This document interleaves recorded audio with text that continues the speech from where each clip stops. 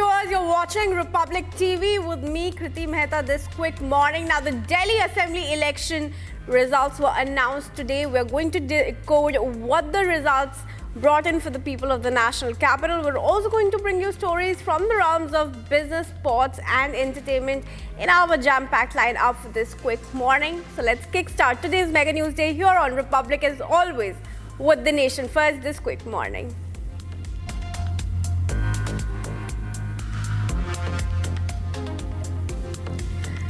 The Bharatiya Janata Party broke its 27-year losing streak in Delhi with a massive victory. However, the party is yet to announce its chief ministerial candidate, leaving many speculation over potential picks. The BJP confirmed that the final decision will be made by the central leadership. Despite this, the Aam Aadmi Party has already declared Ramesh Bidhuri as the BJP CM pick. As the party clinches the national capital, the decision on Delhi's next chief minister remains eagerly awaited. देखिए हम ऐसी party में काम करते हैं जिसमें party का विधायक दल तय करता है, उसके बाद में पार्टी की लीडरशिप उस पर अपनी मोहर लगाती है, तो जो पार्टी का निर्णय होगा वो सबको मंजूर होगा। With BJP's victory in Delhi after 27 years, the CPIM and the IUML expressed strong disappointment and said the differences in the Indie bloc paved the way for Saffron Party's good show in the national capital. The Marxist Party vehemently attacked the Congress and accused it of facilitating the victory of the BJP in Delhi. The IUML, however, opted not to directly criticize the Grand Old Party, but made it clear that if the partners of the India Alliance had fought the election unitedly, they could have successfully resisted the Saffron Party from coming into power. It is because of disunity among the secular democratic parties, among the India bloc parties. So, Delhi elections have given certain lesson. The India bloc parties must learn proper lessons. Now, terrorists fired upon soldiers on patrolling duty from a forest across the line of control in the Rajouri district of Jammu and Kashmir, which led to retaliation by the Indian troops.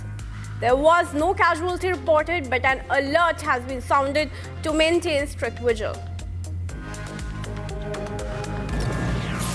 And up next, West Bengal will observe a silent mega protest today to mark the birthday of Abhaya, the victim of the tragic rape and murder at the RG Kaur hospital. The protest, which was organized by the Abhaya Manch, will take place in multiple parts of Bengal, with a major march set to begin in Kolkata.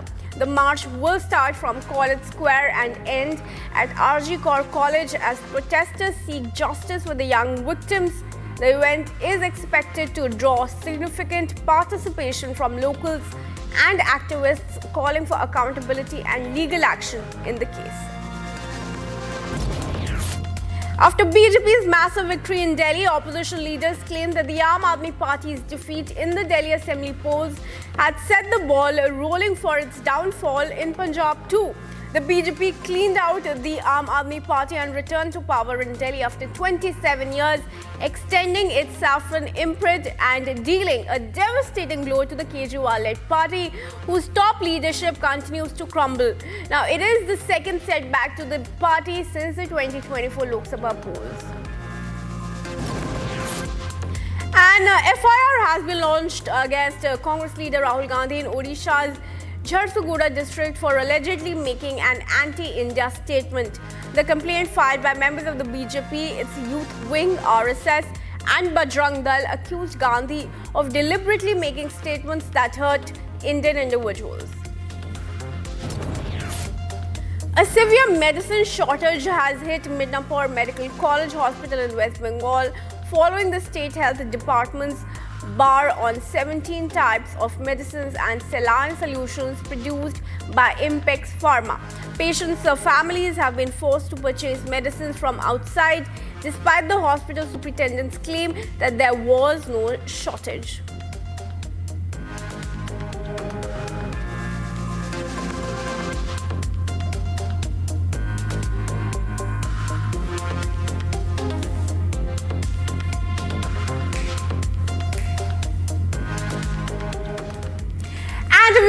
tracking the buzz now, it's time to look at some of the top business stories of the day. We bring you the latest updates on India's economic landscape, from FMCG sector in India reporting a mixed set of numbers for the third quarter of financial year 25 to India welcoming South Africa's visa system reform. Stay tuned as we delve into the key highlights shaping the business world today.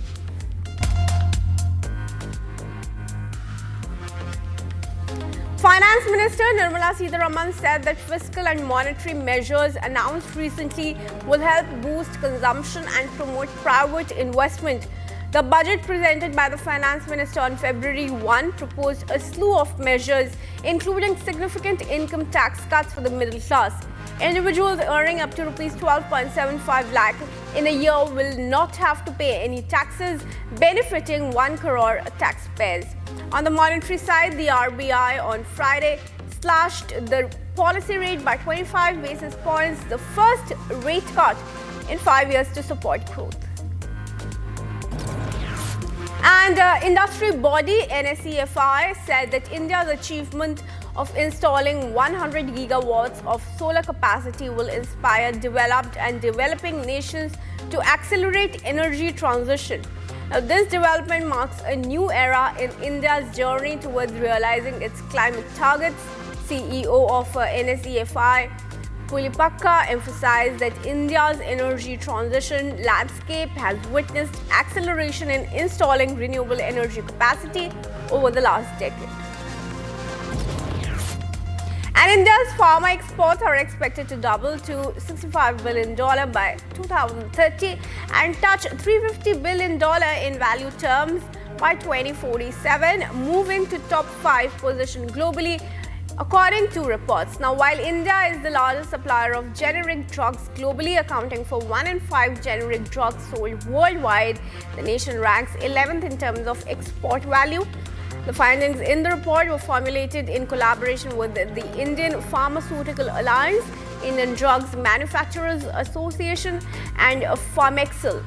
The report stressed that key industry segments like APIs, biosimilars, and genuine and generic formulations were poised to grow significantly going ahead. And according to reports, larger corporations are expected to take the lead in adopting emerging technologies like artificial intelligence, data analytics, and cybersecurity solutions as they aim to enhance their operations and improve their bottom line.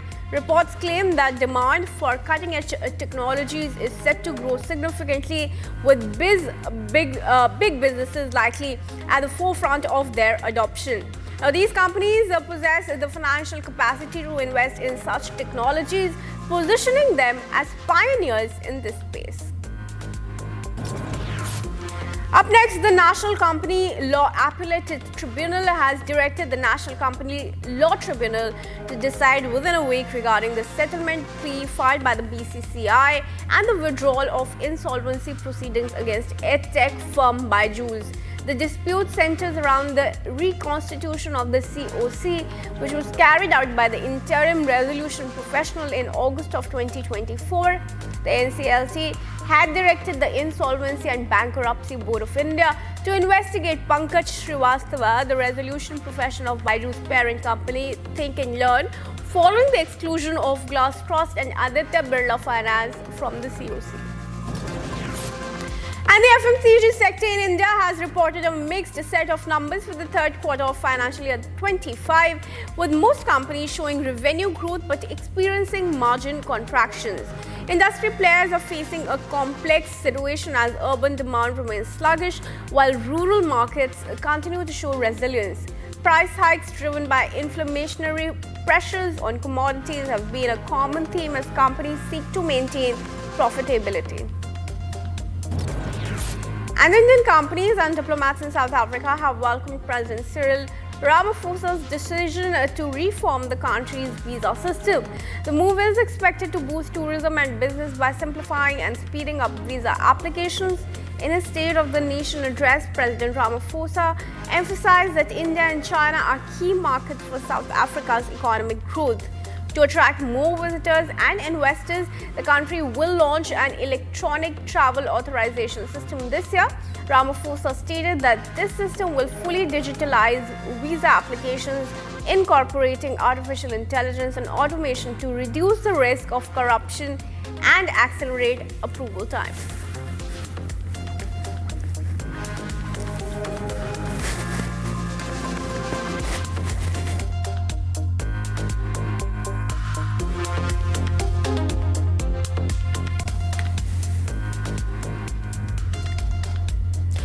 Moving on to our international segment, viewers, where we are tracking the ground pulse of some of the biggest global developments. Today, we delve into significant highlights from around the world, from Palestinians fleeing from Gaza Strip amid Israeli raids to war-torn Lebanon forming its first government in 2 years. Stay tuned as we highlight and bring you all these latest updates.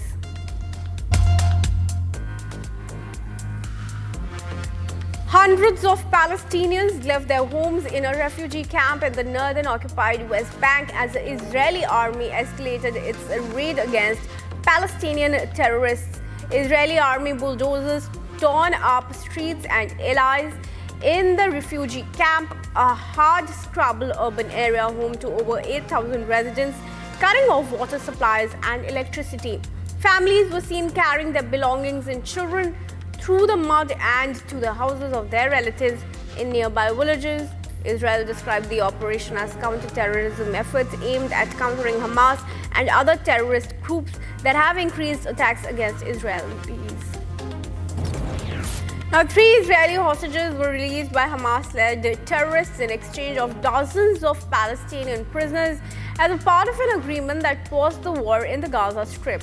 After being taken for medical treatment, hospital officials described their conditions as being in a severe nutritional state. This was the 5th swap of hostages for prisoners since the ceasefire began on January 19. All were abducted during the Hamas-led attack on Israel on October 7 that sparked the 15-month war, where more than 47,000 Palestinians were killed.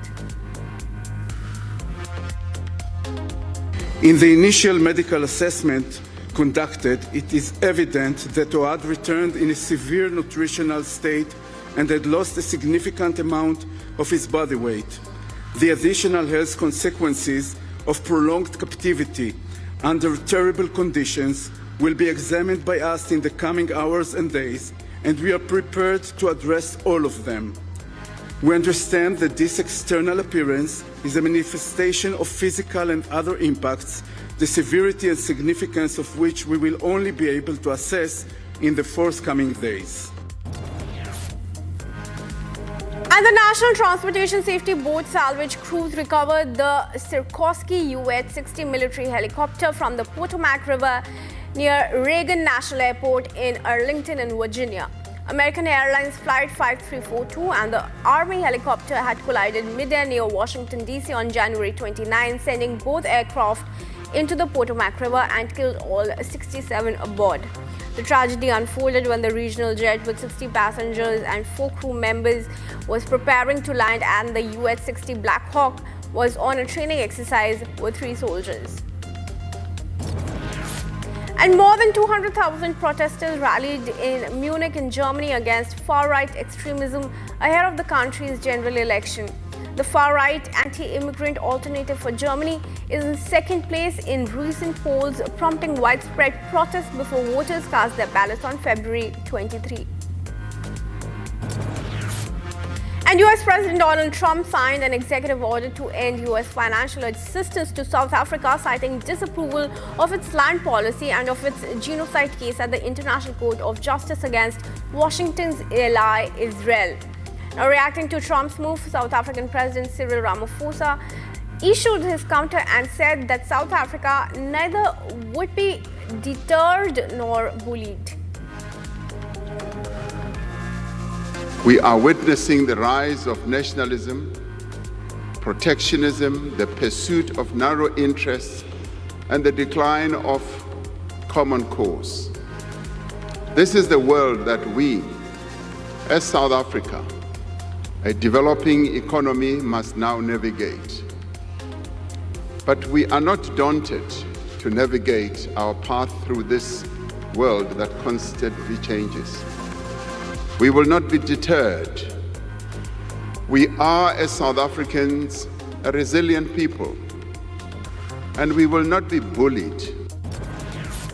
U.S. Secretary of Homeland Security Kristi Noem made a public appearance in Asheville, in North Carolina, to examine the damage Hurricane Helene had wrought to the community. Now, assuring the residents of fast recovery, she said that President Donald Trump had signed an executive order allowing the state to remove all of the red tape and the permits that were creating a hindrance in rebuilding the Asheville community quickly. Hurricane Helene is one of the worst natural calamity in America, beg your pardon, with over 100 fatalities and more than 73,000 homes being destroyed. We've also put in place an executive order by the president to remove all of the red tape and the permits that would be required that previously slowed this down. This community will be able to rebuild homes and get their roads and their businesses back online faster now because of that bureaucratic red tape being gone.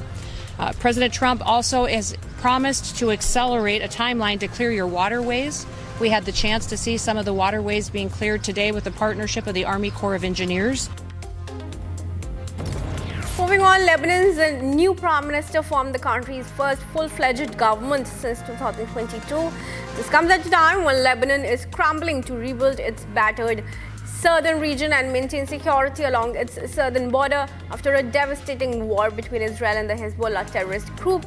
Lebanon is also still in the throes of a crippling economic crisis, now in its sixth year, which has battered its banks, destroyed its state electricity sector, and left many in poverty, unable to access their savings.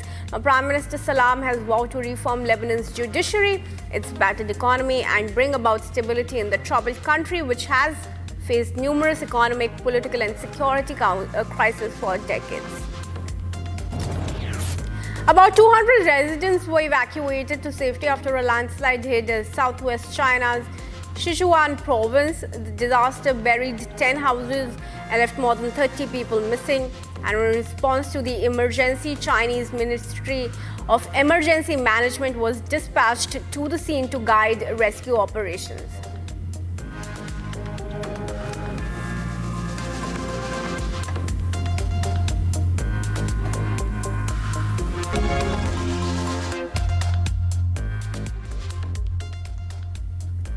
Welcome back, viewers. Let's now take a look at some of the stories from the world of sports with all our action-packed highlights and exciting match-ups. Today, we also bring you news on how Virat Kohli is all set to join the second ODI against England after missing the first one due to a new knee injury. This and more, keep listening to all our sports news right here.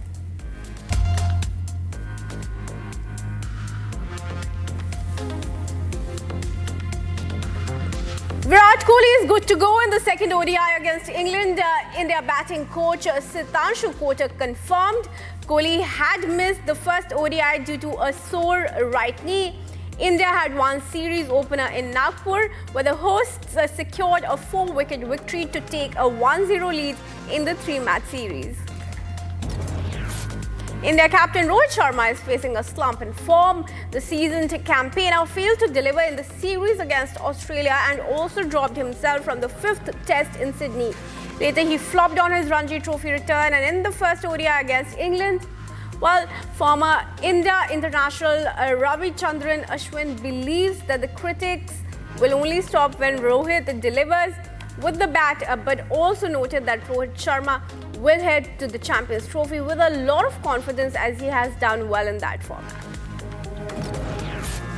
And young batter Sam Constance had a terrific international debut in the Test series against India. The 19-year-old made 113 runs in 2 matches and batted aggressively. He was expected to start in the 2-match series against Sri Lanka, but Australia had a different plan. The think tank preferred the opening combination of Travis Head and Usman Khawaja for the tour of Sri Lanka.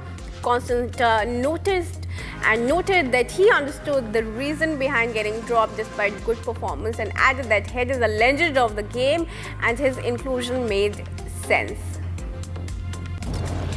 Now, Punjab Kings and New Zealand pacer Lockie Ferguson is doubtful for the Pakistan Tri-Series and the Champions Trophy. The speedster ended up hurting his right hamstring while playing in the UAE's ILT20. Ferguson left the field without completing his quota of 4 overs while captaining the Desert Vipers against Dubai Capitals. The Capitals ended up winning the match and sealed their spot in the finals. Now, Pakistan Cricket Board Chairman Mohsin Naqvi said that the selection committee will review the national squad picked for the Champions Trophy, even as he defended the controversial selection of batter Khushdil Shah and all-rounder Fahim Ashraf.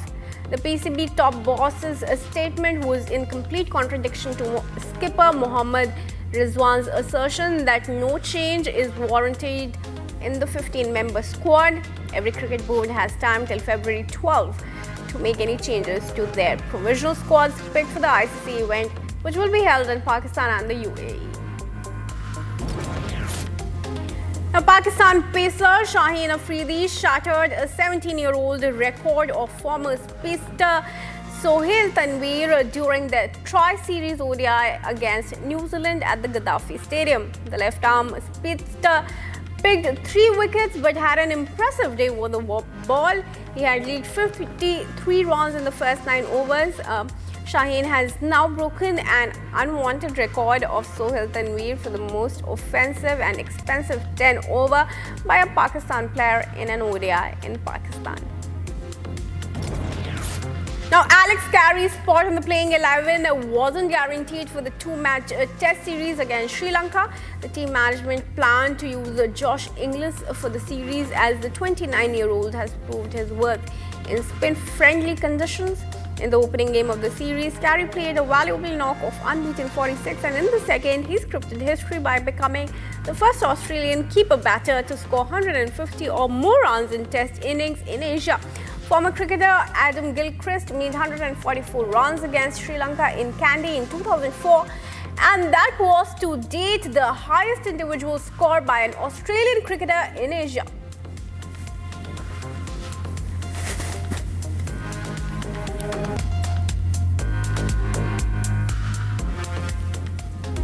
And tracking the buzz, it's time to delve into the key stories from the world of entertainment.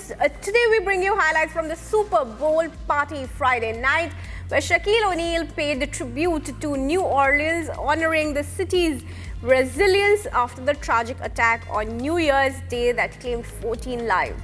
Now, this and more as we unravel all the latest updates from the world of entertainment this quick morning. Before his Super Bowl party Friday night, Shaquille O'Neal paid tribute to New Orleans, honoring the city's resilience after the tragic attack on New Year's Day claimed 14 lives. Shaq, who had seamlessly blended music with his NBA career, also reflected on the legacy of the late Gotti and paid condolences to the co-founder of Murder Inc. Records. People of Louisiana are some of the strongest people in the world. I grew up with these people, so I know about the culture. My condolences to the family members that were hurt in that tragedy. We all saw it. But one thing about New Orleans, they definitely bounced back. We're here at Mardi Gras World. Shout out to Mardi Gras World for letting me use that facility. But Louisiana is a great place, and some of the toughest people here in the world. And many stars glittered against the backdrop of a black carpet at the 30th Annual Critics' Choice Awards in Santa Monica Friday night. It's unusual to have an award show on a Friday, but in a crowded award season, this was to date that worked after the original date was postponed due to the devastating California wildfires. After show Wicked got honored at the Critics' Choice Awards, actor Ethan Slater hailed it as a life-changing and a beautiful experience. Working on Wicked has been such a special experience. It's been so life-changing and beautiful that every time a chapter closes, it's a little heartbreaking, But the idea that we get to do it again, things like this don't come around that often. So I don't know. I'm just excited and I'm grateful for it. And anytime that I feel even a tiny bit tired, my first thought isn't. Up next, Tony Roberts, a versatile Tony Award-nominated theatre performer in both plays and musicals, and who appeared in several Woody Allen movies, died at 85. Robert's death was announced by his daughter Nicole Burley. One of Robert's biggest Broadway successes was Charles Bush's hit comedy The Tale of the Allergist's Wife, in which he played the title character's husband.